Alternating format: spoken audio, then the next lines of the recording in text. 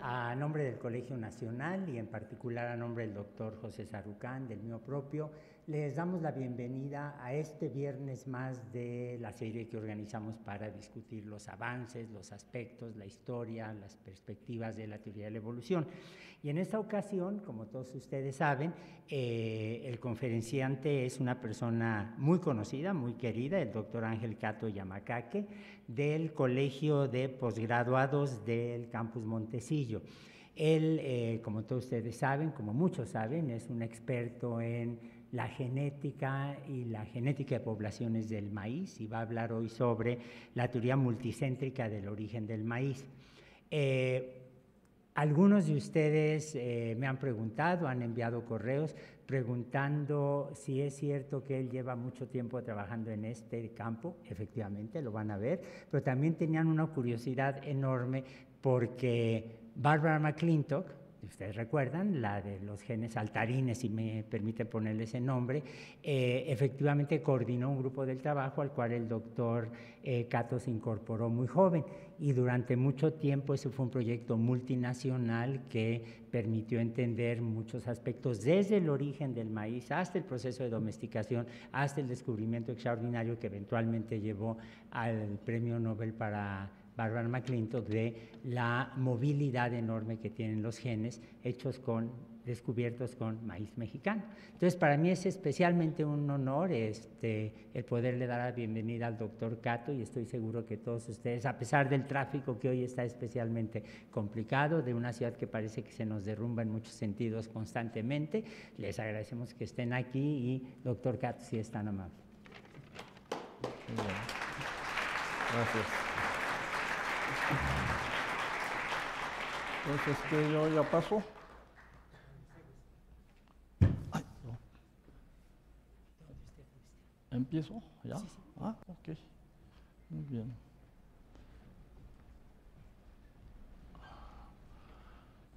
Bueno, muy buenas tardes a todos. En primer lugar, me gustaría agradecer a los coordinadores de estos seminarios, doctor Lascano y doctor José Sarucán. Parece que no va a venir porque está afuera. Bueno, es un honor para mí estar aquí en este foro de esta institución prestigiada. El día de hoy, mi plática va a centrarse en lo que llamamos teoría multicéntrica del origen del maíz. Prácticamente la mayor parte de mi tiempo de profesional es lo que yo he hecho, de modo que no es mucho, ¿verdad?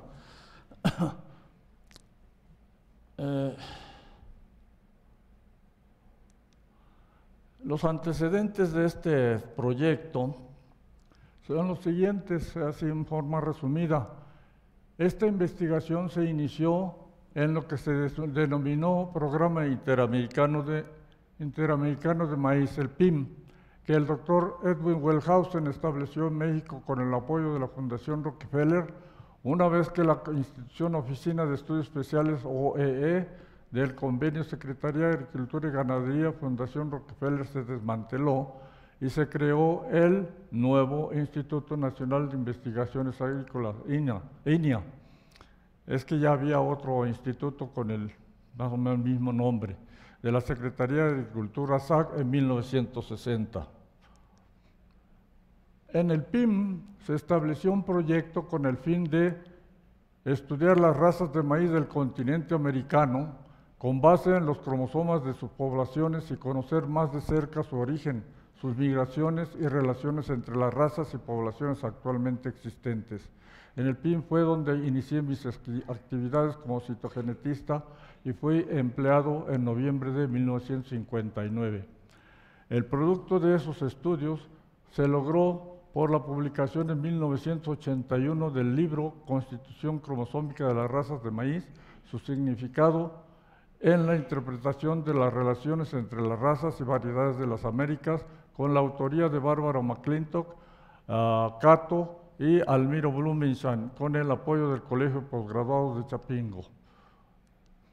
Este es el libro que publicamos en 1981. Hay versión en inglés y en español.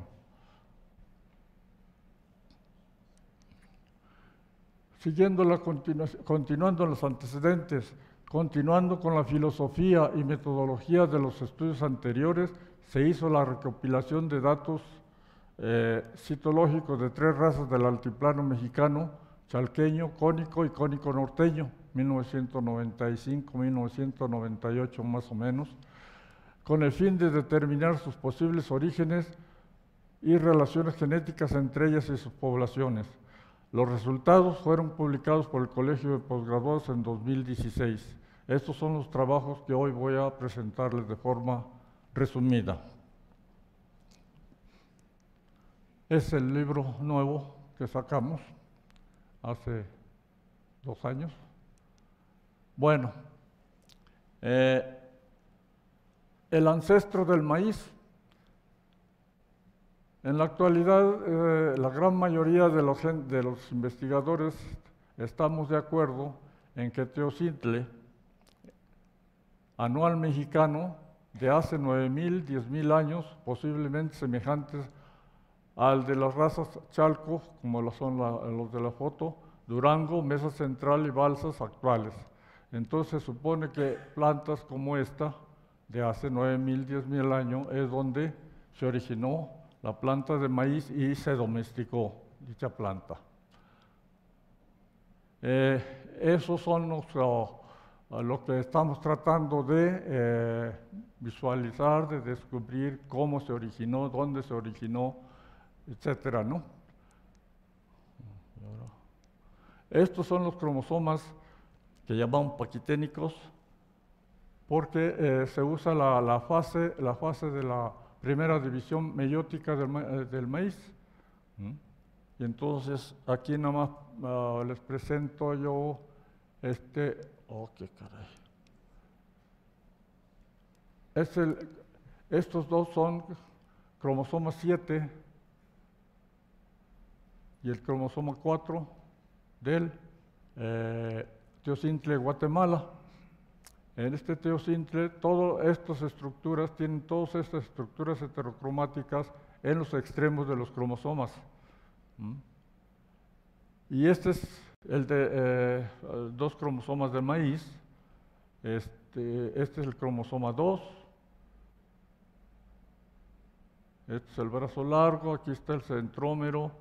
Aquí está el centrómero, este es el brazo corto, y etcétera, ¿no? Y entonces hay maneras de reconocerlos por su longitud, por su relación de brazos, por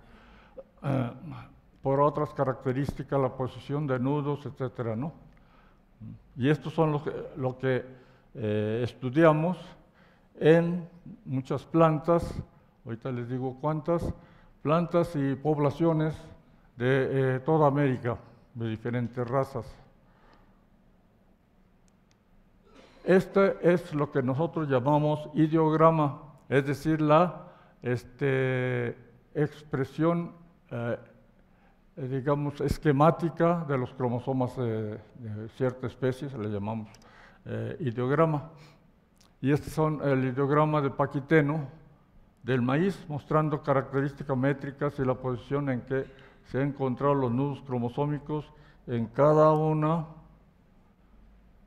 cada posición de nudos varía desde su ausencia hasta los de diferente tamaño, pequeño, mediano, grande, ¿no?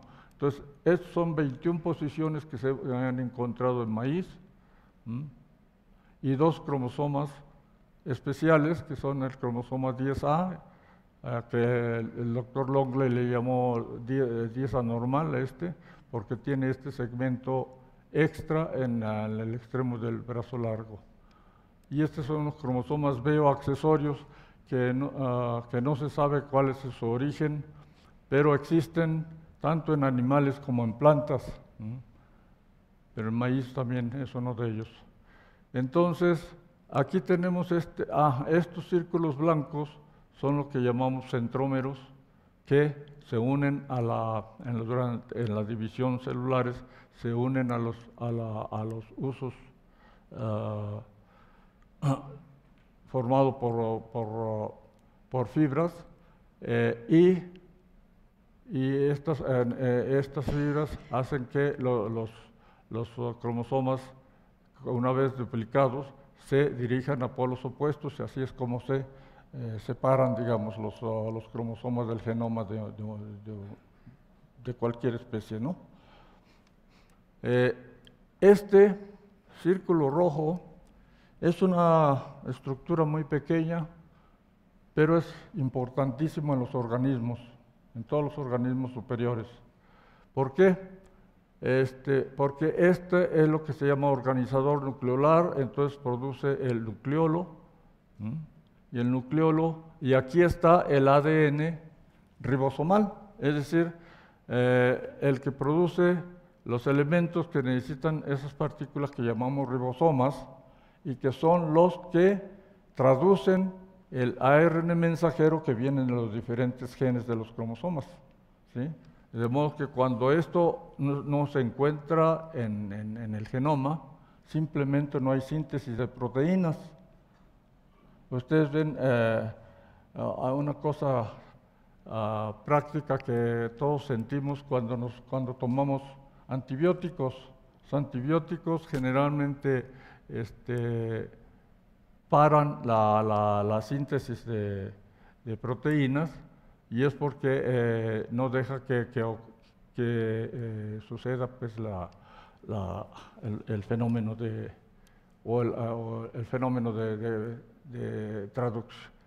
traducción de los ARN mensajeros por estas partículas que llamamos ribosomas. Por eso es importante esto. En el humano creo que son varios cromosomas los que poseen este organizador nucleolar. En otros organismos también hay de uno, de varios cromosomas. Bueno,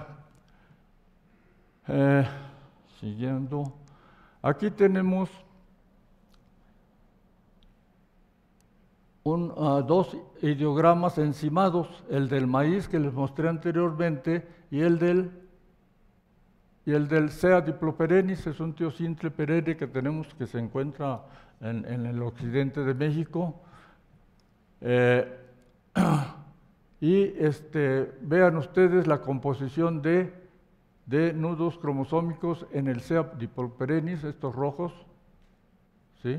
Más los que están, los que están en los extremos de los cromosomas, que están con color rojo. Compáralos con la del maíz. Y aquí hay tres, son rosaditos o moraditos.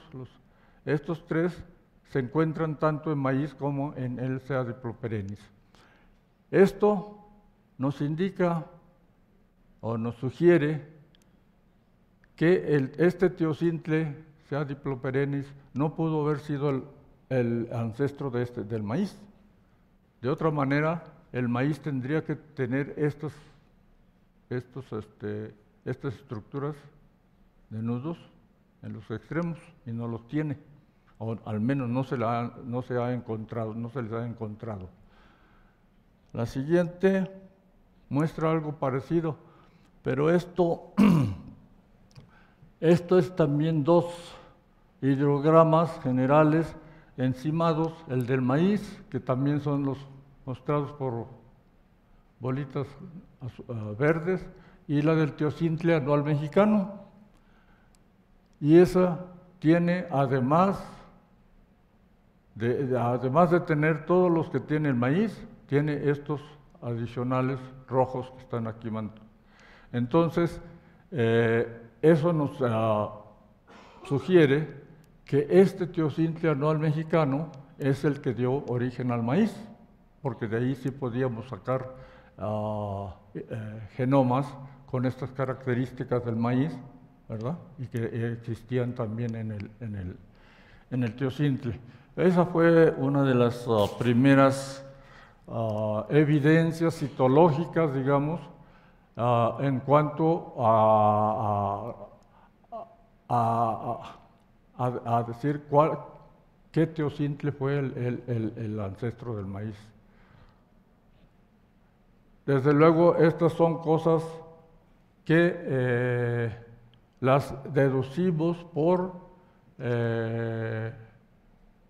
datos que obtenemos en materiales que existen en la actualidad, pero no sabemos exactamente cómo eran esos teocintles hace 9.000, 10.000 años, ¿sí? Entonces, no es que con esto demostramos lo que estoy diciendo, sino simplemente decimos que lo más probable es que este tipo de teocintle es el que dio origen al maíz. No sé si me doy a entender, ¿sí? Es decir, aquí no estamos demostrando nada, porque cosas que pasaron hace 9.000, 10.000 años, es imposible conocerlas en detalle, ¿sí? Bueno, este es el material que usamos para el proyecto del PIM. Aquí tenemos maíz, los países, aquí están las colecciones, es decir, las muestras de diferentes razas que usamos, y aquí están las plantas con las que usamos para obtener los datos de cada uno de estos grupos de colecciones. En México tenemos, desde luego, una cantidad bastante grande de plantas analizadas, 2018, creo que sí. Y en Estados Unidos todavía el doctor William Brown pudo enviarme semillas de materiales de variedades de maíz nativo de aquella región, porque esos, una vez cuando se desarrollaron el maíz híbrido, se lo acabaron, simplemente no se volvieron a sembrar y ya no hay, y tampoco se preocuparon por guardar semillas de esa material. Pero todavía el doctor William Brown consiguió estas de alguna forma y me las envió, y entonces pudimos obtener algunos datos. Bueno, aquí de teocintle no tenemos mucho material analizado todavía. Teocintle, México tenemos 54 colecciones, 310 plantas, Guatemala 7 colecciones, 44 plantas. Ahora, esas material, aquí nada más muestro lo de México, esas 2.000 y pico de colecciones, las provienen de estos puntos de la República, ¿sí? Entonces, creemos, o al menos sentimos, que México pues está bastante bien muestreado, ¿sí? Claro que si tuviéramos más, pues sería, bueno, ya tenemos más, sería mucho mejor. Bueno, estos están puestos los puntos exactamente del lugar donde se recolectó ese tipo de maíz, o una muestra del maíz que encontraron ahí.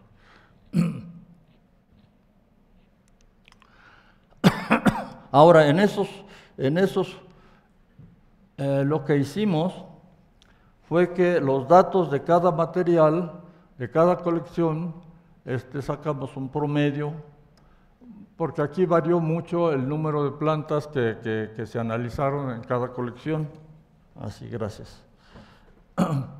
Pero sacamos un promedio y prácticamente lo que dice es que en ese punto hubo tal nudo, etcétera, ¿no? Con alguna frecuencia. Entonces, viendo la distribución geográfica y racial de cada uno de los nudos, encontramos estos patrones de distribución muy interesantes. Por ejemplo, ocurre, aquí nada más se muestran los del brazo corto del cromosoma 4, pero en realidad aquí siguen este mismo patrón de distribución los nudos del brazo corto del 7 y del 5. ¿Y qué nos sugiere esta distribución? Que en la antigüedad, pues hubo, aquí podemos imaginar que aquí fue el centro donde este tipo de germoplasma fue originado y domesticado y que fue movido por el hombre a través de la costa del Pacífico, por alguna razón. No podemos decir por qué, pero seguramente debe haber habido aquí, esa es una ruta de movimiento del hombre de diferentes épocas. Y la otra fue en esta parte de Morelos, Guerrero y el Estado de México, en que todavía se siembra principalmente el maíz pepitilla, que es un maíz que tiene un grano delgado, largo, y en la punta de la corona tiene un pico, ¿verdad? Un ganchito. No sé si lo conozcan ustedes. Ahí en es el pepitilla, que ahí le llaman maíz delgado. Entonces, en ese material, bueno, no en ese material, sino en diferentes materiales encontramos esta distribución de este nudo, que es el más cercano, en la posición más cercana del extremo del brazo largo del cromosoma 6, es el que tiene el organizador nucleolar. Entonces, como ven, tienen una distribución muy específica, ¿no? Bueno, acá tenemos otra, que es el complejo tuxpeño. Es el nudo grande en el brazo largo del cromosoma 9, y a este se distribuye principalmente hacia el Golfo, la costa del Golfo, allá parte de la costa del Pacífico y la parte alta aquí, que son las razas tuxpeño y las razas bandeño de acá y celaya de aquí, que están muy emparentados entre los tres. Entonces, y acá tenemos otro. En esta parte alta de México parece ser que se concentra este nudo del brazo largo, la posición más cercana al centrómero o más alejado del extremo del brazo largo, si ustedes quieren. El nudo mediano tiene esta distribución que normalmente va hacia el norte y hacia el poniente, y luego se va hacia el noroeste de México. Y esto le llamamos el complejo mesa central. Y esto, ¿cómo lo interpretamos? Dijimos, pues como que pareciera que hay lugares, regiones, aquí esto no tiene una muy clara posición, pero posiblemente haya sido el occidente de Oaxaca, en donde ocurrió procesos de origen y domesticación de cierto germoplasma de maíz, y que en aquella época, los humanos de aquella época, pues movieron estos germoplasmas en esta forma. Por eso es que están estos nudos específicos. Claro que junto con esos nudos, pues van otros, ¿no? De otras posiciones que no son tan específicas como estos. Pero estos nos dieron esa idea. Entonces tenemos por lo menos 4 centros de origen, de domesticación, origen de maíz y domesticación. Bueno, se me olvidó decirles que el teocintle anual mexicano está distribuido desde aquí, desde Nayarit, parte de Chihuahua, Durango, Zacatecas, aquí Guanajuato, el DF, el Morelos, desde luego Jalisco, Michoacán, Oaxaca y Chiapas y Oaxaca y Chiapas, ¿no? Y hasta ahí se distribuye el maíz mexicano. que le llamamos. En Guatemala, como les dije, hay otro teocintle, el sea, ¿cómo se llama? Luxurians. Entonces, en esta región, es decir, es parte de Mesoamérica. Mesoamérica viene desde más o menos de esta región hasta por acá, hasta de Centroamérica.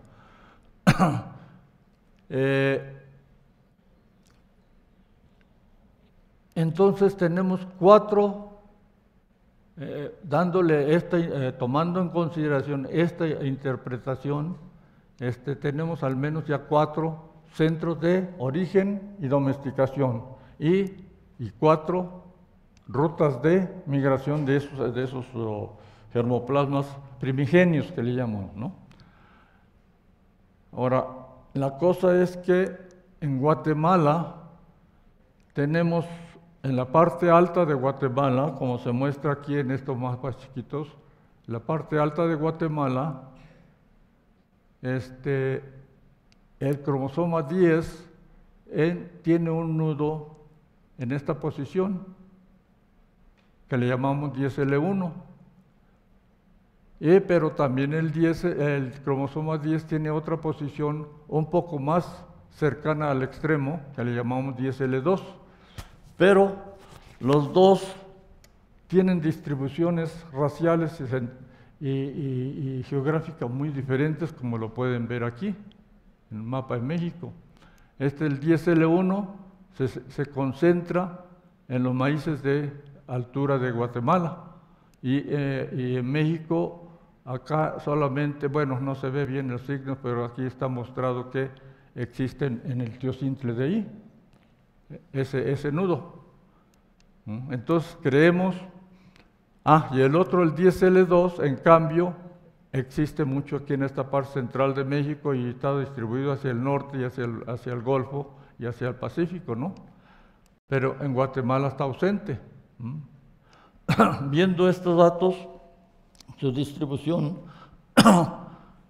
pensamos que este maíz no fue originado aquí en la parte alta de Guatemala, sino fue también del teocintle de acá, de esta región, y que por alguna razón, que no podemos explicar, el 10L1 lo llevaron a la parte alta de Guatemala y ahí se logró domesticar un germoplasma nuevo, y el otro se quedó acá, junto con el otro que se domesticó aquí. Entonces tenemos ya otro centro de, digamos, de domesticación del teocintle. Y estas cosas diferenciales de distribución, de origen y de domesticación y de distribución nos muestran que los nudos cromosómicos no son estructuras inertes, como mucho se había dicho hasta hace, todavía en los 80 todavía se hablaba así, porque decían, no, los nudos cromosómicos son ADN heterocromático, por lo tanto decían, es inerte, es decir, no tiene genes, no produce proteínas, no nada, ¿no? Y no se sabía tampoco qué es lo que hacía. Pero ya con estos datos ya podemos pensar de otra forma, ¿no? Decir, no, los nudos son, y ahorita más adelante les voy a mostrar la estructura más interna de los nudos, y eso nos confirma esta idea de que los nudos pueden adquirir, según su tamaño, su posición, pueden adquirir valores adaptativos, ¿verdad? Y entonces pueden moverse en cierta forma, y es decir, no se distribuyen y se presentan en maíces así al azar. Bueno, entonces ya tenemos 5 centros de origen y domesticación. Este es un diagrama muy simple que hice con información de Ananiev y colaboradores que sacaron en 1998, pero que desde antes se conocía que estos nudos primero se obtuvo evidencia de que estaba constituido por segmentos cortos de ADN, más o menos de 180 pares de bases, segmentos cortos pero repetidos miles de veces, ¿sí? Y posteriormente Ananiev y colaboradores encontraron este otro segmento un poco mayor, de 350 pares de bases, que también están aquí en los nudos. Y aquí además, los rojos, estos rojos, existen los retrotransposones, es decir, es un tipo de transposones que descubrió McClintock allá en los años 40, ¿sí? Son, bueno, claro, tienen cierta especialidad y están ligados a los virus, etcétera, ¿no? Entonces, viendo eso, pues no puede haber esa, ¿cómo se llama? Característica de ser ADN basura, como algunos lo han nombrado, a la heterocromatina, sino es ADN activo. No se conoce muy bien todo, pero sí tenemos la idea de que son activos y aunque tienen muy pocos genes, pues tienen que ver en la evolución del maíz, ¿no? Bueno, aquí tienen, pues ya en otra forma general, las 1, 2, 3, 4, 5, los centros de origen y diversificación, origen y domesticación, y los rojos son los que llamamos centros de diversificación, es decir, son centros donde varios germoplasmas de varios centros de origen convergen y entonces dan la posibilidad de cruzarse, de hibridarse entre diferentes germoplasmas de diferente origen. Y entonces aumenta la variabilidad y hay posibilidades de selecciones de nuevas razas, ¿sí? Y entonces esos tenemos uno en esta parte alta de nosotros, en que participaron el complejo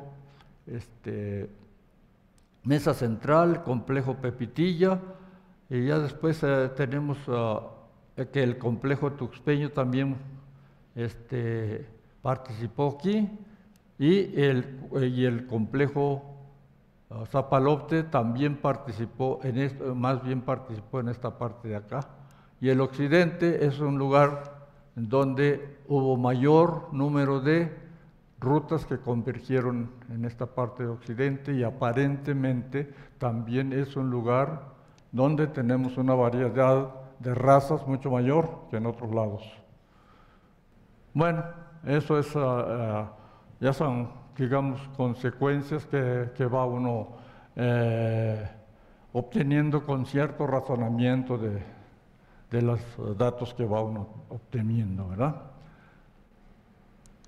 Bueno, esa es la primera parte en síntesis muy corta del libro que les mostré el primero, el de 1981. Desde luego que con la información actual, si volvemos a darle una revisada a esos datos de ese libro, podamos sacar algo más, pero todavía no lo hemos hecho.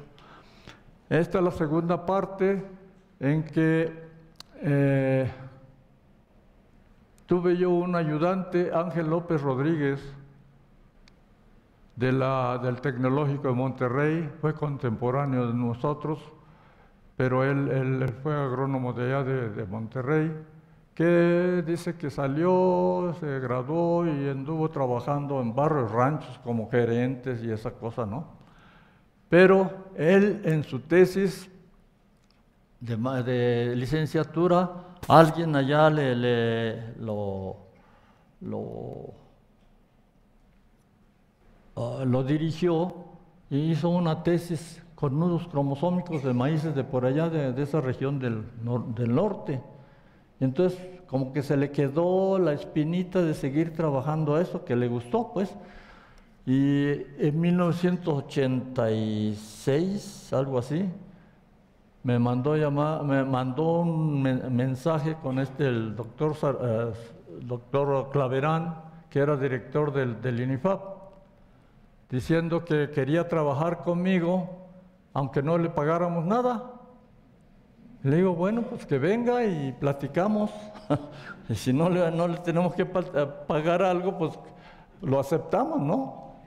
Y entonces empezó a trabajar con nosotros, pero fue una cosa extraordinaria. Ya con la edad, tenía de 60 y tantos años, pero era buenísimo para esta cosa de los cromosomas. Se sentaba en el microscopio y nadie lo movía, pero muy bueno. Y básicamente los datos estos de aquí, de estas tres razas, los obtuvo él. ¿Por qué? Porque a pesar de su edad, primero le dijeron que si le gustaría hacer la maestría, y aceptó, y salió un estudiante magnífico. Y después le preguntaron si quería seguir con el doctorado y también aceptó. Y entonces yo le dije, oiga, pues, ¿por qué ahora trabajamos las razas en específico, hasta donde lleguemos? Y me dice, sí, ¿cómo no? Y le entró.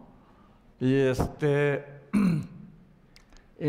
la cosa es que cuando estaba trabajando, terminando de obtener estos datos, ¿en qué año? Septiembre de 97, 98, algo así.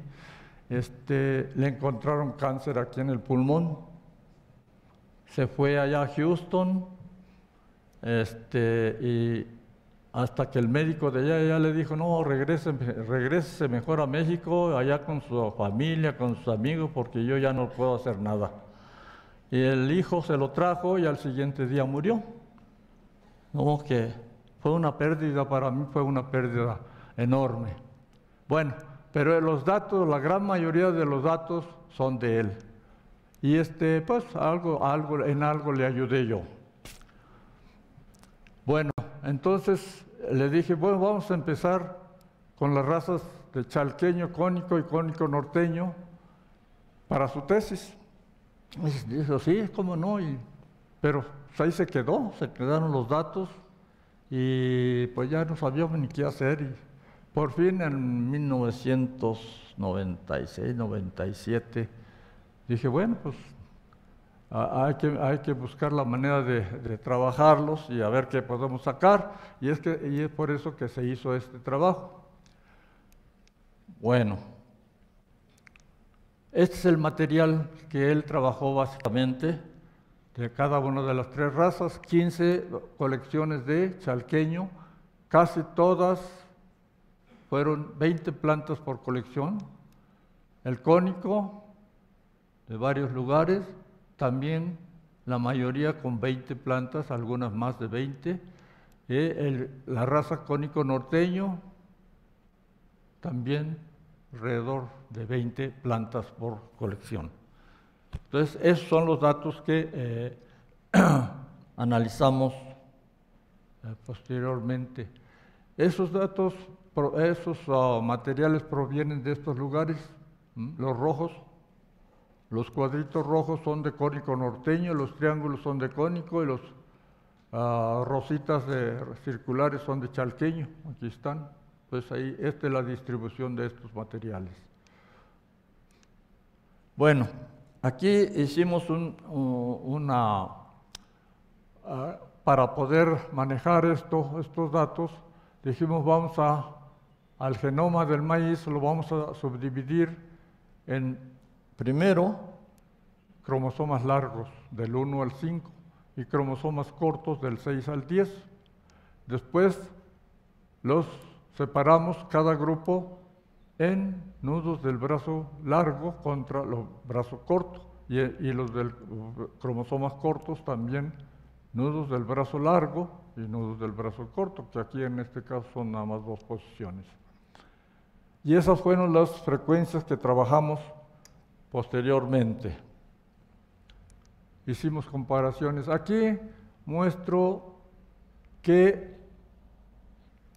muchos de los nudos específicos de los diferentes complejos que encontramos, que sí están en presencia están en estas colecciones estudiadas de las 3 razas.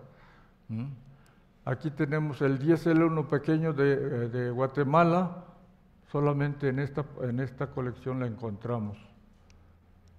Pero aquí tienen presencia de nudos en brazo corto del 4, brazo corto del 5 y del 7, y son estos que están en forma de color gris, ¿no?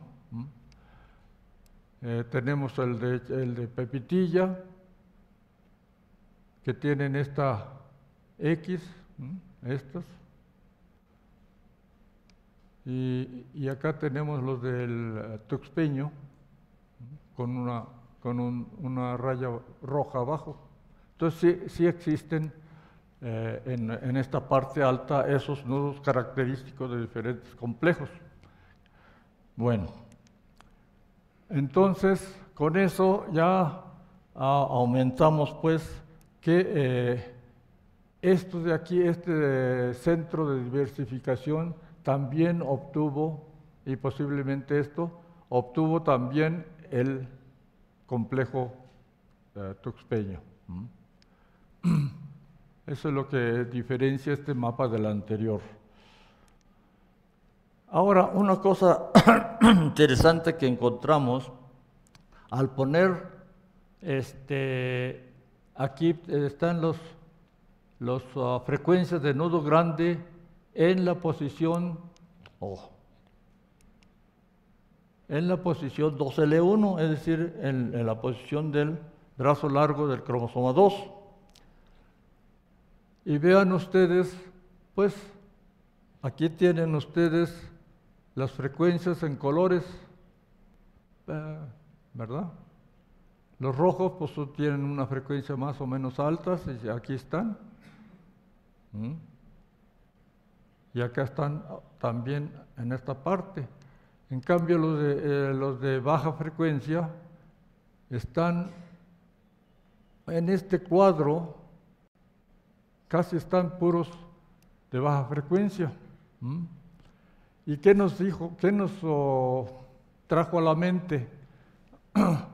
Que los nudos grandes, porque aquí nada más se trataba de nudos grandes, que los nudos grandes entraron a la parte alta de México, unos por la migración del complejo Zapalote a lo largo de la costa del Pacífico, y luego entraron hacia parte de esta región, ¿no? Pero hubo otra corriente que nos trajo más bien a esta región alta, nos trajo los nudos, algo de nudos grandes que están representados en este sentido por estas colecciones. ¿Y cuál fue ese material que llegó del sur? Pues fue el complejo Pepitilla. Entonces, de ahí nació la idea de que los maíces, las 3 razas de altura de México, fueron hibridaciones y selecciones de esos movimientos de complejos y de complejos y de germoplasma de diferente región. Y así es como seguimos avanzando en nuestro análisis de estos datos, ¿sí? Aquí tenemos otra La idea de esto es seguir la metodología de McClintock, de buscar patrones de distribución racial y geográfica, ¿sí?, para los diferentes nudos. Y aquí tenemos relación entre frecuencias de nudos grandes de los cromosomas largos versus cromosomas cortos. Cromosomas largos contra cromosomas cortos de todos los cromosomas, ¿no? Y vean ustedes que en su mayoría, en la parte de esta en que son las frecuencias son más altas, están los cónicos norteños y algunos cónicos. Y acá en esta parte, en la parte de frecuencias bajas, hay un conjunto de colecciones ¿cómo se llama?, de cónicos, y son básicamente los mismos. Este es el promedio de todos los cónicos, y entonces hay ese grupo que siempre se presenta en esta parte con baja frecuencia de nudos general, que me llamó la atención y dije, bueno, lo que está pasando, lo que está mostrando aquí es que los cónicos hay dos grupos, están separados dos grupos, los que tienen pocos nudos y los que tienen más nudos. Entonces lo llamé yo cónico, mesa central, y esto es simplemente cónico, ¿no? Y en medio están la mayoría de los chalqueños y los cónicos que tienen un poco de nudos grandes. Bueno, pero vean este patrón lo vamos a encontrar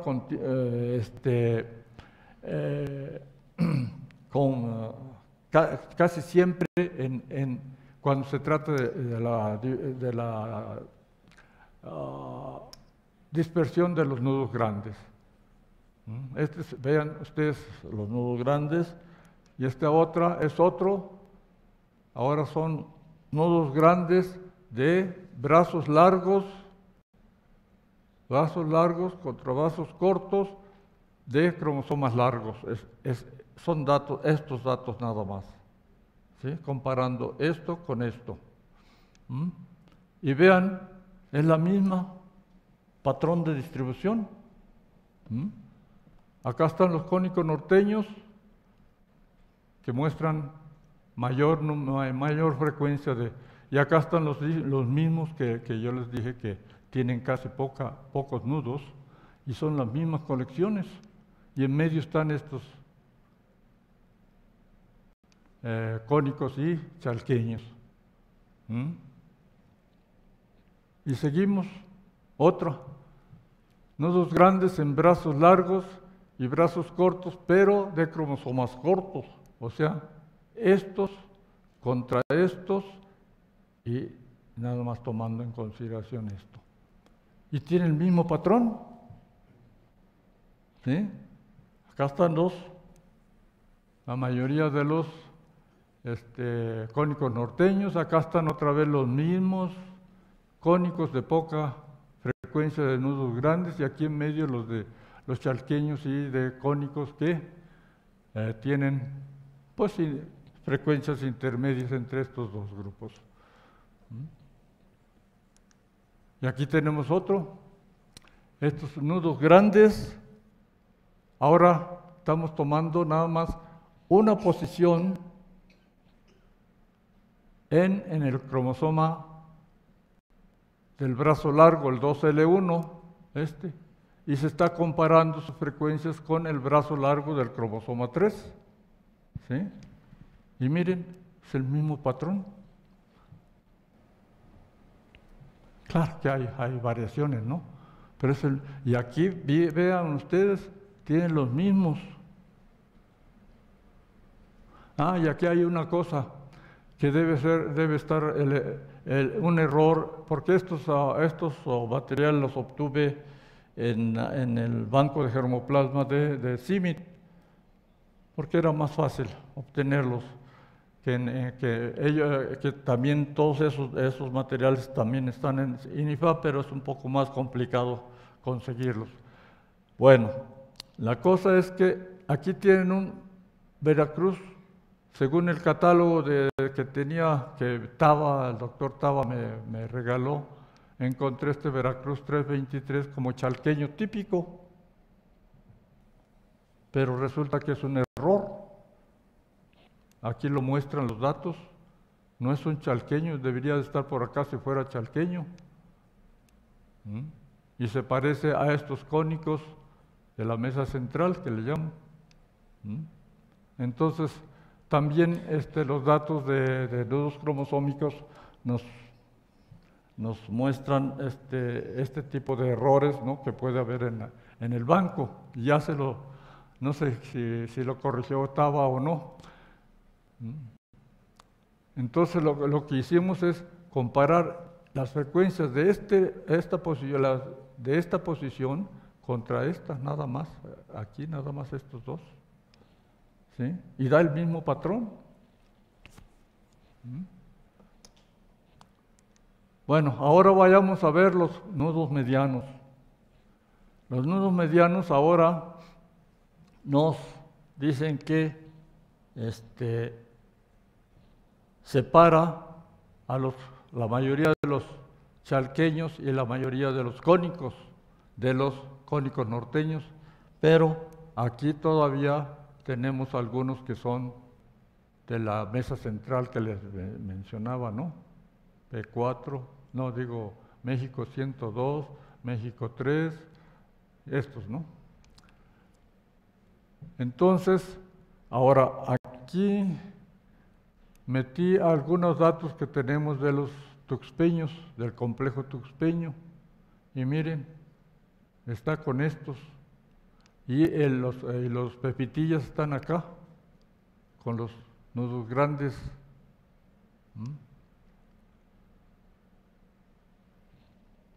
Y este patrón se vuelve a repetir al comparar nudos medianos, ahora largos, brazos largos, ¿dónde está? Brazos largos contra brazos cortos de cromosomas largos, nada más estos, las frecuencias de estos. ¿Y ven? Es el mismo patrón. Acá están los tuxpeños y acá están los pepitillas, junto con los cónicos norteños. Seguimos. Ahora viene otro cambio.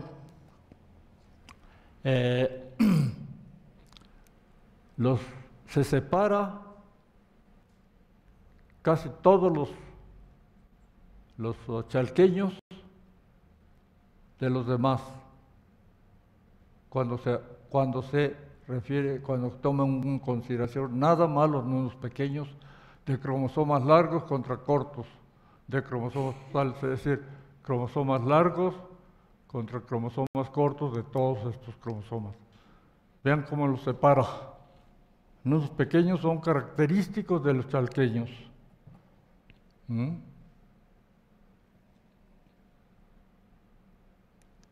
ahí está otra vez, nudos pequeños en brazos largos contra brazos cortos. Brazos largos contra brazos cortos de cromosomas largos, estos. Y el mismo patrón. Y acá están los tuxpeños, mente. Y acá están los pepitillas. Ahora veamos otro, unos pequeños en brazos largos contra brazos cortos de colecciones. Brazos largos, brazos cortos de cromosomas cortos, es decir, nada más tomando en consideración la frecuencia de estos cromosomas. Y el mismo patrón. Inclusive en este caso tenemos aquí los que le llamé mesa central, cónico mesa central.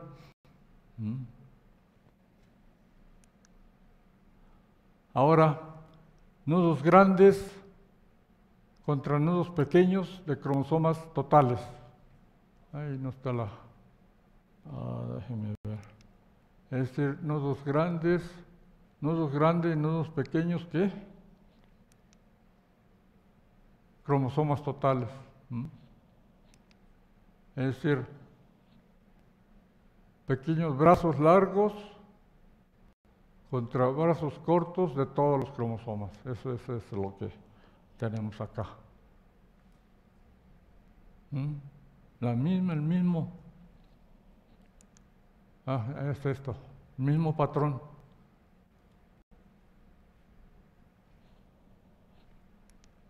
Ahora aquí ya tomamos en cuenta nudos grandes contra pequeños de cromosomas totales, es decir, todos los nudos grandes en todos los cromosomas contra los nudos pequeños, la frecuencia de nudos pequeños, y aquí se separan las tres razas. Oh, qué caray. Se separan las tres, aquí tienen al chalqueño, aquí tienen los cónicos norteños y aquí tienen los cónicos de este lado, los intermedios, digamos, y acá están los de mesa central.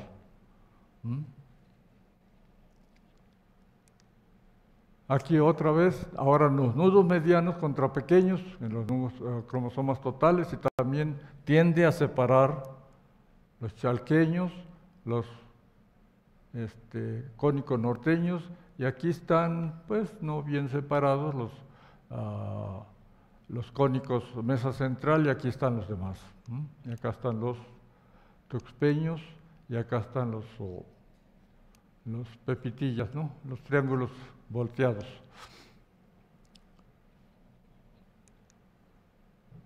Y aquí tenemos nuevamente relación entre nudos pequeños contra posiciones que no tienen nudo en cromosomas totales, y entonces pues aquí están los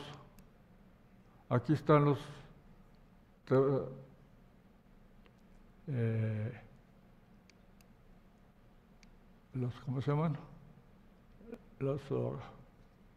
Estos de color rosa, y acá se juntan los cónicos norteños y los cónicos intermedios, digamos, y acá están los cónicos de la mesa central, acá los chalqueños, perdón, se me van las ondas. Y ese es el mismo tipo de patrones, ¿no?, que vamos encontrando. Y entonces, no sé si todavía tengo... aquí están otros.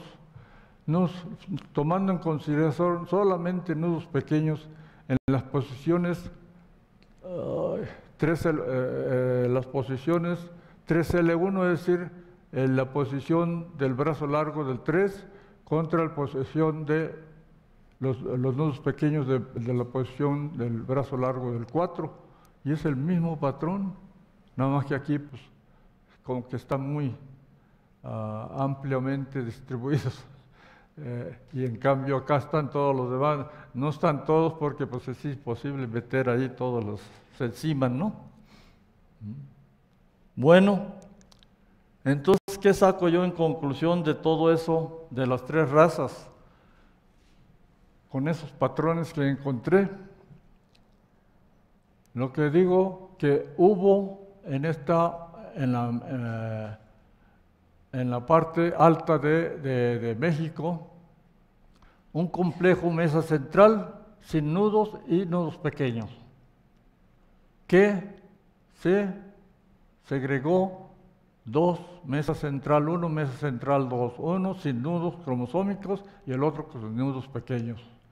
Este posiblemente dio origen al precursor de Arrocillo, pero esto nos falta todavía obtener más datos de Arrocillo, y de acá hay necesidad de obtener más datos de Palomero, Toluqueño y Cacahuacintle. Entonces esto en cierta manera es una conjetura. Pero a estos, mesa central 1 y mesa central 2, llegó y lo influenció el complejo Pepitilla, y que dio de este lado dio el protocónico y acá el protochalqueño. Y el protochalqueño con el complejo tuxpeño dio la raza chalqueño actual. Y el protocónico pues dio la raza cónico, y el protocónico con la influencia del complejo Zapaloto que vino de Oaxaca formó la raza cónico norteño. Eso es tentativo porque les digo que pues no conocemos todo, ¿no? Y nos faltan muchos datos que obtener, por ejemplo, arrocillos, palomeros toluqueños, y otras cosas, ¿no? Otras razas. Pero entonces, con los datos que obtuvimos y analizamos, llegamos tentativamente, proponemos este origen de esas tres razas, ¿sí? Entonces no es una cosa definitiva. Y aquí, me puse a pensar en esta posibilidad que digo es una utopía. ¿Valdría la pena intentarlo? Hacer cruzamientos entre pepitilla actual contra arrocillo actual, tener la F1 y cruzarla con arrocillo actual, y selección durante n número de ciclos, y meterles el haya actual, se puede obtener tipo chalqueño sintético actual, mejorado. Es una ideota, no es más que una ideota. Por eso digo que es una utopía, pero en fin, ahí dejo la... Bueno, aquí les quiero hacer una pequeña discusión. El trabajo de McClintock de 1981 ha servido para mostrar cómo y dónde se originaron y domesticaron los germoplasmas primigenios del maíz a partir de la población del Teocintle de hace 9.000 a 10.000 años antes del presente, y cómo emigraron estos germoplasmas siguiendo rutas específicas que probablemente fueron los que siguieron por razones comerciales o de conquista de los habitantes de esas épocas de Mesoamérica. Lo anteriormente mostrado y explicado nos indica también que la metodología utilizada por McClintock y colaboradores en 1981 de buscar patrones de distribución geográfica y racial mediante los nudos cromosómicos ha sido efectiva en la determinación de los posibles orígenes de la raza chalqueño, cónico y cónico norteño. Para determinar cómo cada una de las razas pudo haberse originado y domesticado, lo que fue necesario hacer es analizar, obtener datos de mayor número de muestras de poblaciones de plantas dentro del área de distribución de cada una de las razas. Con este estudio se ha demostrado que es factible determinar el posible origen y domesticación de cada una de las razas en estudio, y que también se puede conocer en mayor detalle la organización de las razas en subrazas y otras formas de agrupación de poblaciones mediante futuras investigaciones. Queda mucho por hacer para las futuras generaciones de investigadores, ya que se tienen también muchas razas por estudiar, no solo de México, sino de todo el continente americano. Pero lo hecho hasta aquí puede servir como modelo para esas futuras investigaciones. Esperemos que así sea. Muchas gracias por su atención.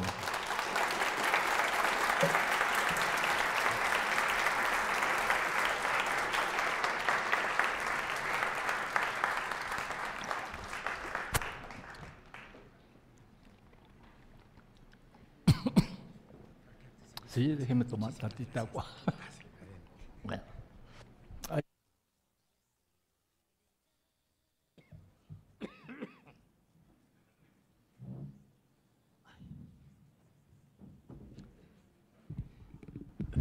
Muchas gracias, doctor Cato. Antes de comenzar con la sesión de preguntas y comentarios, yo sí quisiera aprovechar uno de los privilegios de moderar una sesión para decir que me parece absolutamente extraordinario ver cómo en una época en que estamos acostumbrados a probar o a analizar hipótesis evolutivas pensando solo en secuencias de aminoácidos o de nucleótidos, nos damos cuenta que es posible recuperar información de muchos miles de años atrás, fijándonos en la morfología de los organismos, en la morfología de los cromosomas, en los metabolismos, y creo que esto debe ser una lección para todos los jóvenes y aquí interesados en el proceso evolutivo, que el buen evolucionista debe ser extraordinariamente ecléctico. Uno no se puede concentrar nada más en las secuencias o en los cromosomas o en los ribosomas o en la membrana, sino que el buen evolucionista, la buena evolucionista tiene que estar aprovechando todos los datos que nos da el sistema biológico para tratar de encontrar coherencia.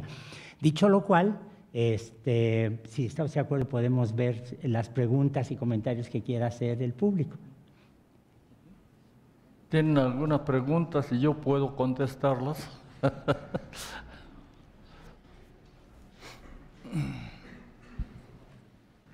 Ya está uno. Hola, buenas noches. Muchas felicidades al doctor Cato por su enorme trayectoria en los trabajos con maíz. Y bueno, mi pregunta es si, bueno, en su mapa mostró usted la migración. Háblame más despacio porque mi oído es muy malo.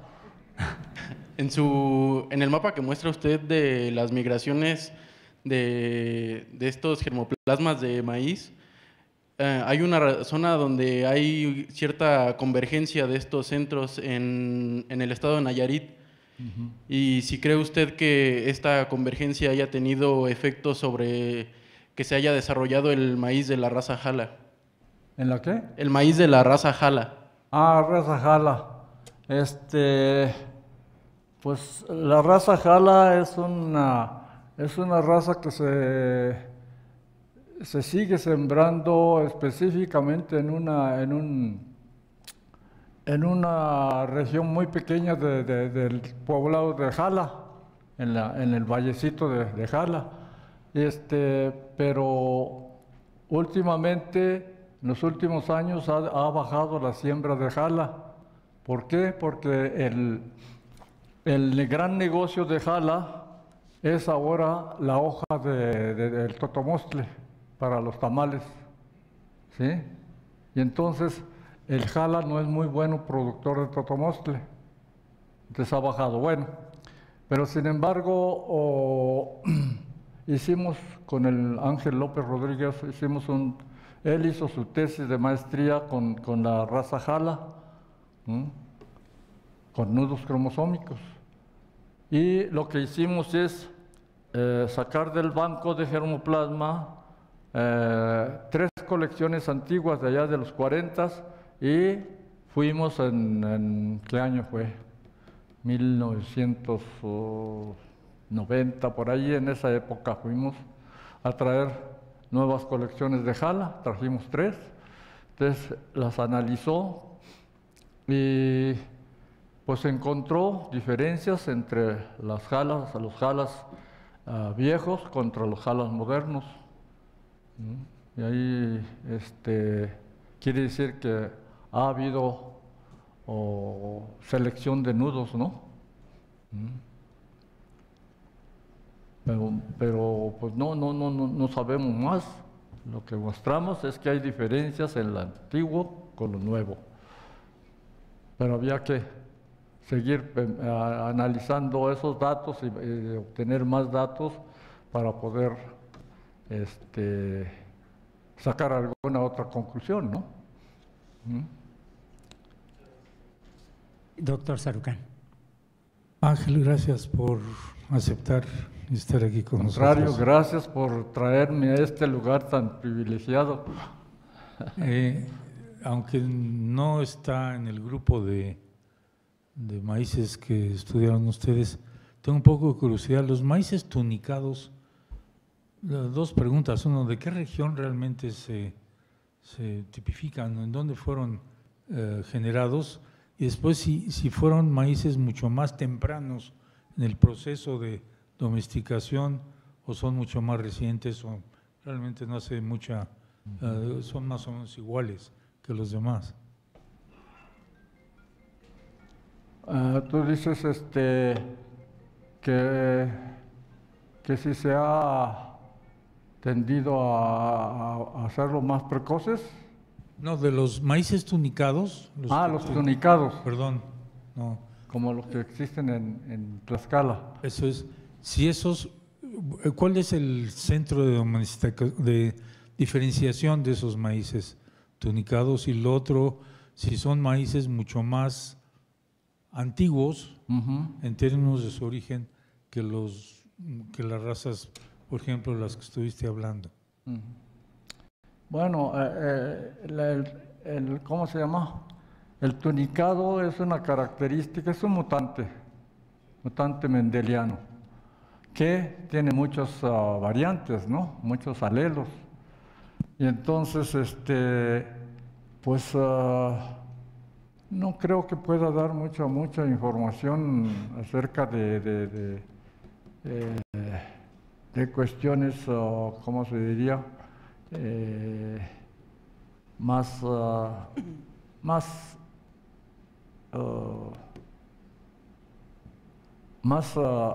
orientadas hacia la evolución de un maíz, ¿no? Porque en ese sentido tenemos muchos mutantes que tienen también muchos alelos y con los conocimientos actuales de la epigenética, eso se vuelve un poco complejo y no podemos, bueno, necesita uno, yo realmente ahí ya no le entro porque no es mi campo, porque no soy molecular, ¿sí? Entonces, pero no creo que un mutante pueda, es decir, un locus en sí, pueda decir mucho sobre la evolución de los maíces. Don Omar, por favor. Buenas tardes, doctor. Espero que me escuche. Sí, le escucho, pero no le entiendo.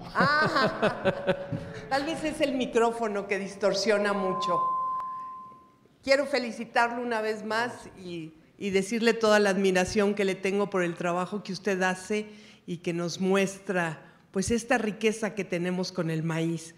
Y además quiero felicitar al Colegio Nacional por abrir la puerta, por abrirle a usted la puerta y por fin escuchar voces diversas en este tema del maíz. Ojalá esto, doctor Lascano, creo, abra la puerta a todos estos especialistas, todas estas y estos especialistas de maíz que tenemos y dejemos, perdón, con toda la pena de decirlo, de escuchar reiteradamente una ponencia llena de falsedades como la del doctor Bolívar Zapata y sigamos teniendo estas lumbreras, estos grandes exponentes de la ciencia que tenemos en el país. La pregunta, doctor Cato, es específicamente que, viendo además tantos jóvenes, yo creo que su trabajo abre la puerta a muchos estudios, como usted lo ha dicho. ¿Usted nos podría decir con detalle hacia dónde ve estos caminos, los caminos de… Nosotros hemos estado trabajando un poco la caracterización de la riqueza en campo y cada día es simplemente a nivel de razas, pues es increíble lo que encontramos en el campo mexicano. ¿Qué tendríamos que estar haciendo y qué peligros de una vez corre esta riqueza si los transgénicos se introdujeran en México?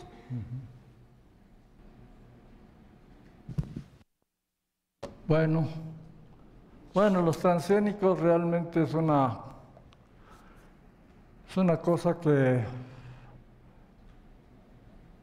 da a pensar cuando a uno le preguntan qué es tan bueno, ¿es buena la ciencia o es mala la ciencia? Pues la ciencia en ciertos modos es muy buena, pero en otras maneras de hacer ciencia es mala. ¿Ustedes creen que el haber hecho la bomba atómica y matado miles, millones de gentes es bueno? No.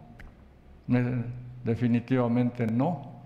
Y hay muchos casos los transgénicos es algo parecido, ¿no?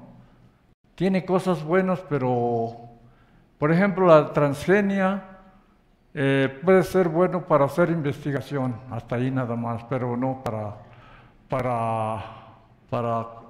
hacer variedades cultivables y comercializarlas. Yo así pienso. No sé si contesté. Hay otra. Perdón. Buenas tardes, doctor. Antes que nada lo quiero felicitar por su trabajo, que pues es muy padre, y aparte por la trayectoria que tiene.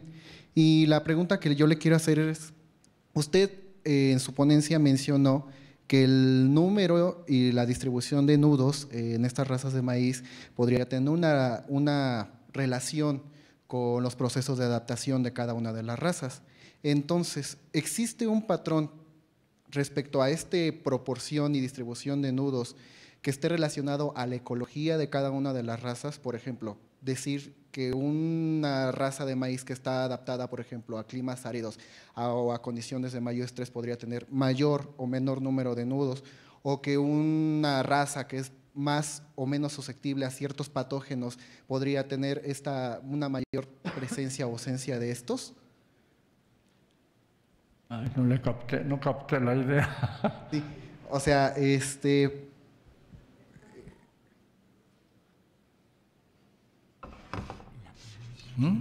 pregunta es si uno puede encontrar una correlación entre el número de nudos, la longitud de los cromosomas y el medio ambiente o las presiones de selección que van a la diversificación de Y si con estudios de nudos cromosómicos se puede… si hay alguna correlación. Pues sí. Bueno, hasta donde entendí el asunto, con estudios de los nudos cromosómicos no vamos a resolver todo. Hay que conjuntar más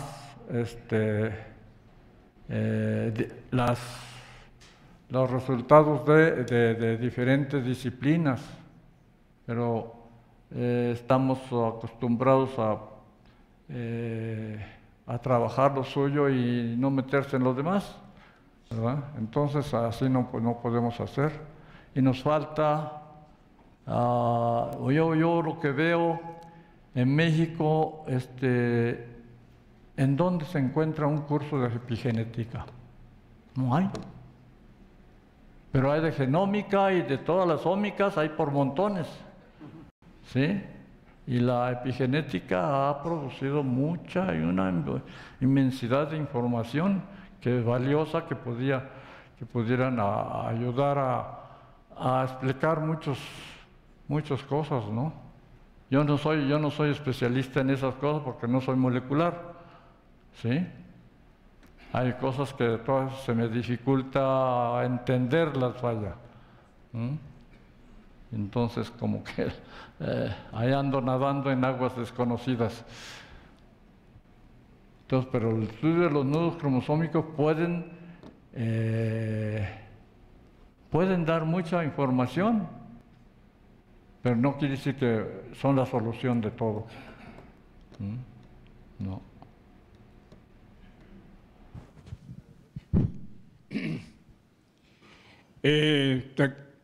Taqueo, me da mucho gusto estar aquí acompañándote. Es realmente una persona sumamente querida, sobre todo por nosotros, tus compañeros. Desde luego, me da la impresión que te quedas corto en todo lo que hablas. Has hecho mucho, como que te falta exponer todavía más. Sin embargo, yo pienso que hay algunas cosas que no te han lesionado a ti, sino han lesionado a la investigación en general. Años antes, los cultivadores de maíz conservaban su semilla. Tenían su maíz, lo cortaban, uno lo guardaban como semilla para sembrar la próxima temporada y el otro era para su consumo. Y así eran todos lados.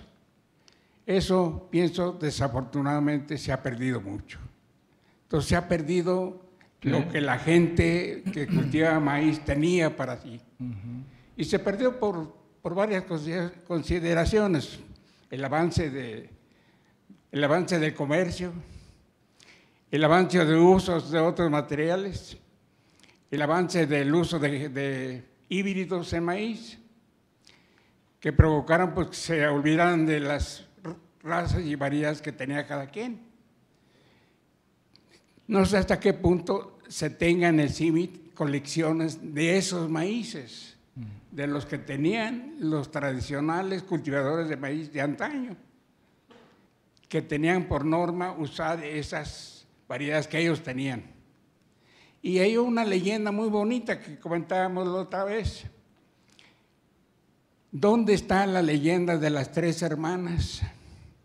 Las 3 hermanas para los cultivadores de antaño eran el maíz número 1, el frijol y la calabaza.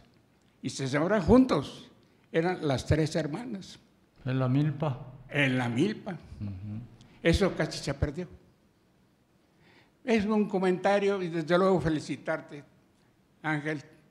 Te agradezco mucho y yo pienso que ha sido magnífico escucharte. Gracias.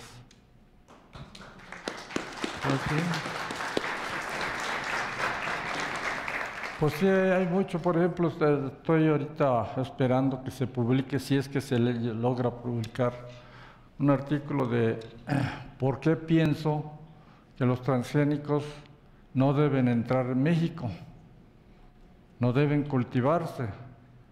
Y el problema de eso está en que una vez que los transgénicos se cultiven en todo México, va a haber una contaminación tremenda de los maíz nativos y se van a acumular los transgenes en tal grado que va a ser una catástrofe en nuestro maíz nativo, al grado de que se pueden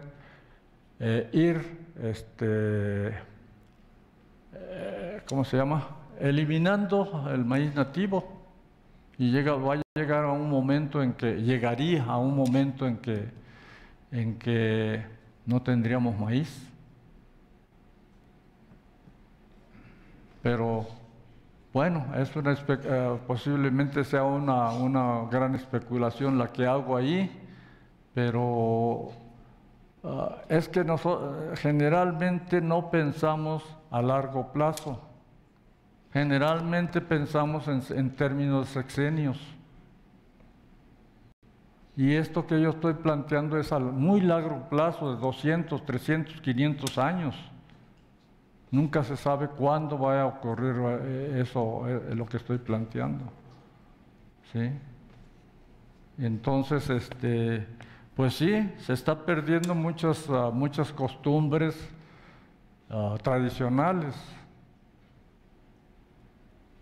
Pero, pues no sé, a eso se le llama modernización, no sé.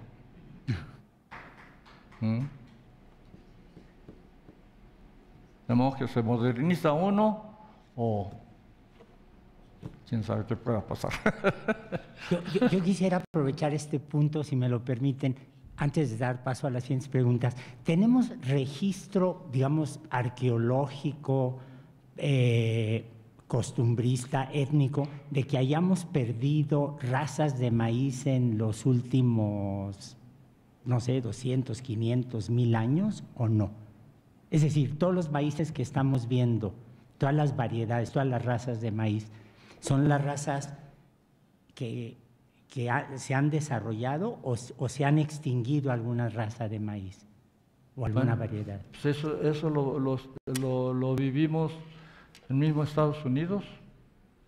¿En los territorios ocupados? Había muchas variedades nativas que cultivaban los nativos, a mí no me gusta llamarlos indígenas, ¿sí?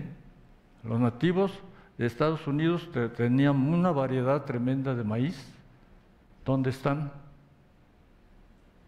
Y es que desde que se desarrolló el maíz híbrido, fue ganando terreno y eliminando variedades nativas. Y hasta que ahora ya no tienen ni un grano, creo, de maíz nativo. Bueno, tienen una que otra variedad que conservan por alguna razón. Entonces, esa es una de las muestras de que sí se puede perder el maíz que queremos, ¿no? Sí, sí. Desde luego. Muchas gracias. Perdón, ahora sí. Una pregunta, luego otra pregunta y luego el doctor Sarucán. Sí. Las Buenas preguntas noches, están muy ¿sí me escucha? concentradas a este lado, ¿eh? Mi nombre es Jair Cruz, yo soy profesor del Instituto Politécnico Nacional. De formación yo soy ingeniero químico, pero por diversas razones empecé a trabajar en conjunto con un investigador de Chapingo, un doctor especialista precisamente en maíz. Y a lo largo de ese trabajo, pues yo he visto que con un manejo basado en la nutrición de las plantas, basado en la mineralización y el uso de alternativas orgánicas, ha logrado llegar a tener rendimientos de 20 a 22 toneladas por hectárea de maíz en Hidalgo. También he visto, igual trabajando con él, que es un gran problema el manejo tradicional que le dan a los cultivos, y el maíz no es la excepción, en muchas partes de México. Y he visto que no logran los mismos rendimientos a pesar de usar sustancias de síntesis química como fertilizantes y diversos plaguicidas. En fin, escuchando su presentación, escuchando lo importante del origen y recordando una plática de este doctor de Chapingo, donde él mencionaba que el maíz está tan escrito en México que para él la calzada de los muertos de Teotihuacán es más bien una planta de maíz con la flor o la espiga como la pirámide del sol y la pirámide de la luna como una de las mazorcas. Yo me atrevo a hacer la siguiente petición. Nos acercamos al que probablemente sea el secretario de Agricultura, si ya saben quién gana las elecciones, para pedirle, presentándole los argumentos de la experiencia y de la investigación con la que hemos trabajado con este grupo de trabajo sobre que se pueden lograr rendimientos muy elevados con un manejo orgánico sin uso de sustancias químicas y sin uso de transgénicos, pero sin embargo no nos tomaron en cuenta. Usted, doctor, y yo me imagino toda la comunidad de aquí que está emparentada con esta investigación, podrían quizá exigir, pedir, lograr que se llevara a una reglamentación, una ley, la protección primero de todas estas razas de maíz y luego el no uso de transgénicos, porque no es necesario. En lo que yo he visto es que si se saca el máximo potencial de las variedades que ya existen, no es necesario utilizar ninguna modificación genética ni meternos en un problema tan lamentable como el que tienen de la soya en Sudamérica o como el que tienen del maíz los americanos. Básicamente esa es mi petición y yo creo que como jóvenes tenemos pues esa responsabilidad también porque pues el futuro de nuestro país es garantizar tener maíz para nuestros hijos. Gracias.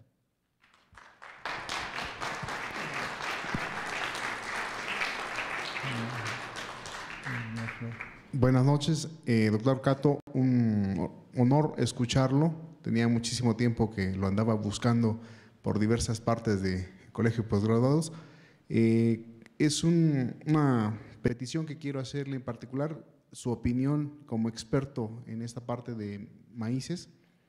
Nosotros estamos realizando un proyecto de rescate y valorización socioproductiva de los maíces nativos en el estado de Hidalgo y una parte de Querétaro, San Luis Potosí.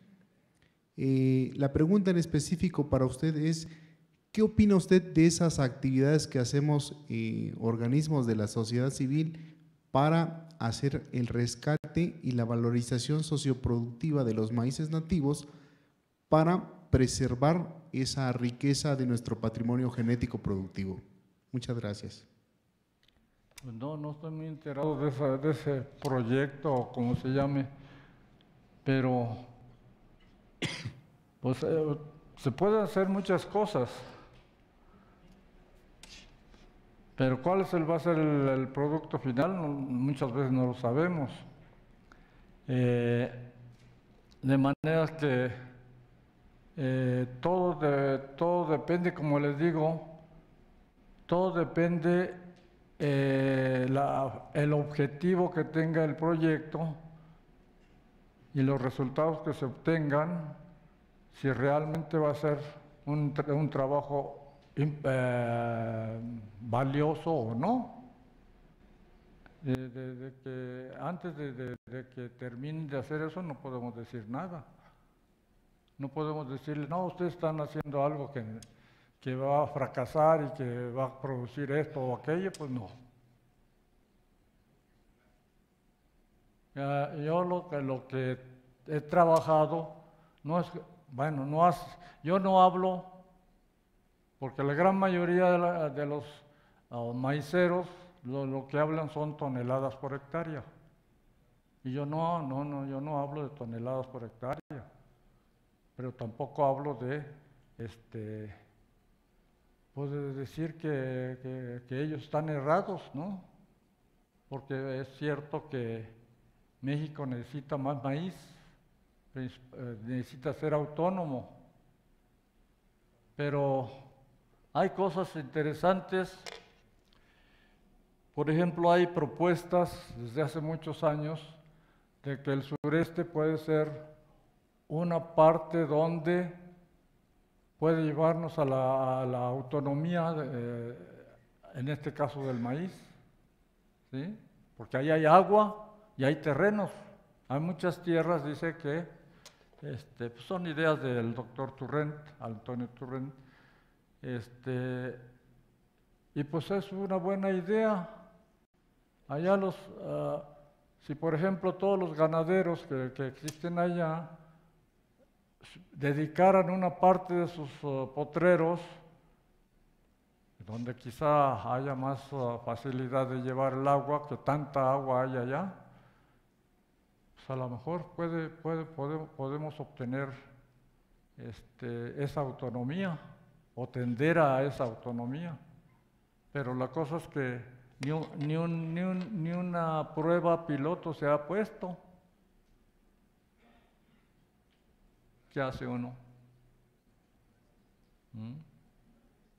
Esos son los grandes problemas que tenemos, que ni siquiera se hacen experimentos piloto, pero dicen que no. Ese es el asunto. Doctor Sarucán, por favor.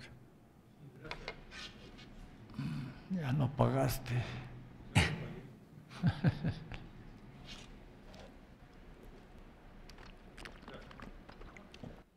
Sí, no, ahora sí ya. No, voy a tocar algunos puntos que se han tocado, porque creo que hay necesidad de aclarar varias cuestiones. El primer punto es que en realidad, un poco al comentario del doctor Lascano, no hay mucha noción clara de si estamos perdiendo o no. Lo que sabemos ahorita es que hay 60 variedades nativas cultivadas hoy en México, ¿sí? De las cuales la mayoría no las vemos, porque no llegan a los supermercados, son consumidas localmente, son cultivadas por la gente, las usan para diferentes propósitos y prefieren hacer eso, meter todo el trabajo y todo el tiempo y todo el esfuerzo para poder tener esas variedades en vez de ir a comprar el de Conasup. Entonces, ¿qué estoy diciendo con esto? Que hay una infraestructura todavía de diversidad cultural, étnica en este país, que permite que estas cosas se mantengan. Lo de Estados Unidos creo que no es comparable. En Estados Unidos acabaron con la diversidad cultural. En México todavía la tenemos. Y son los que han heredado el conocimiento de la evolución bajo domesticación y la siguen manteniendo viva todavía en México. Yo creo que este es uno de los puntos que tenemos que ver que es muy importante, y es una de las razones por las cuales no necesitamos maíces transgénicos, más que cualquier otra cosa, porque estos productos solamente pueden crecer en una porción pequeñita de todo el área donde se produce maíz, que necesitan agua, necesitan fertilizantes, necesitan pesticidas, etcétera. Y eso no existe en el 80 y pico% de la zona productora de maíz. Esta es la razón por las cuales no tiene ningún sentido absolutamente tener maíz transgénico en México. Podrá funcionar muy bien en África, digo que bueno, África no es el centro de origen de maíz y tampoco tiene a los conocedores del cultivo del maíz. Allá están aquí y eso es lo que tenemos que reconocer y lo que tenemos que usar. Entonces, por un lado, tenemos la diversidad biológica, la biodiversidad a nivel genético de los cultivares, de las 60 razas más o menos, depende de qué tan finamente corta uno las razas, pues son alrededor de 60. Tenemos a los parientes silvestres todavía rodando por todos los cultivos o por muchos de los cultivos, que es el teosinte. Tenemos a los actores centrales de esto, que son los campesinos, que han estado heredando este conocimiento generación tras generación. Y finalmente tenemos a una comunidad científica dedicada y capaz para poder juntar los conocimientos científicos modernos que pueden ser útiles para mejorar lo que tenemos en el campo. Todas las variedades de maíz existentes están adaptadas a un clima, a un suelo, a un régimen pluvial, y eso nos da un enorme arcón de posibilidades de adaptación a los cambios ambientales, al cambio climático, al cambio de los suelos que pueden venir por delante.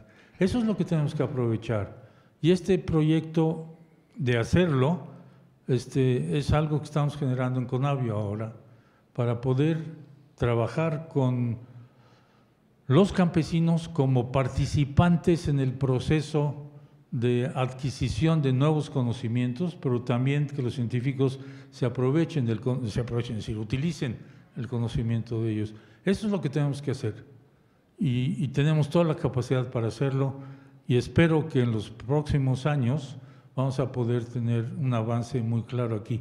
Lo que sí les puedo decir, en un estudio que está mandado a publicar de Conavio, dividimos a todo el país, a todos los municipios productores de maíz, los dividimos en áreas de productividad y aquellos municipios que producen 3 o menos toneladas, que serían los más pobres, digamos en ese sentido, son los municipios que tienen la mayor variabilidad de razas de maíz, curiosamente, ¿no?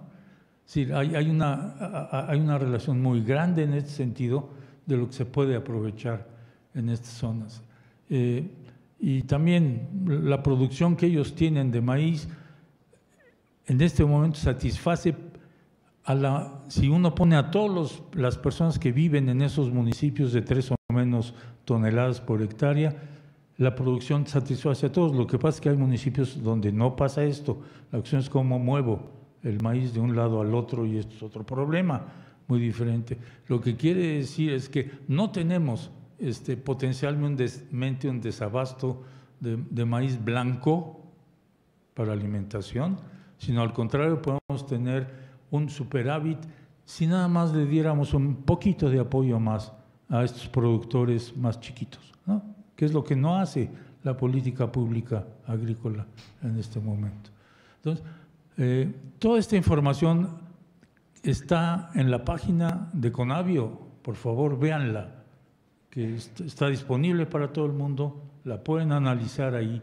Y el artículo al que me refiero no, porque está siendo evaluado ahorita en los proceedings de la Royal Society, pero si ese trabajo se publica, se van a demostrar 2 cosas. Uno, que los campesinos, es decir, cuando digo campesinos estoy hablando de productores de maíz de zonas de temporal y no estoy ignorando ni menospreciando la producción de maíz de zonas de riego, para empezar, número 1. ese grupo es un grupo con una enorme capacidad de producción que no ha sido apoyado adecuadamente.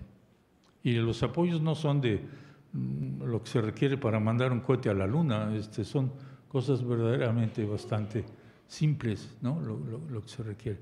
Y la otra es que estos campesinos nos dan un servicio evolutivo que nadie ha apreciado ni en México ni en ningún otro lugar, que es el mantenimiento del proceso de evolución bajo domesticación. Eso es lo que nos da de comer.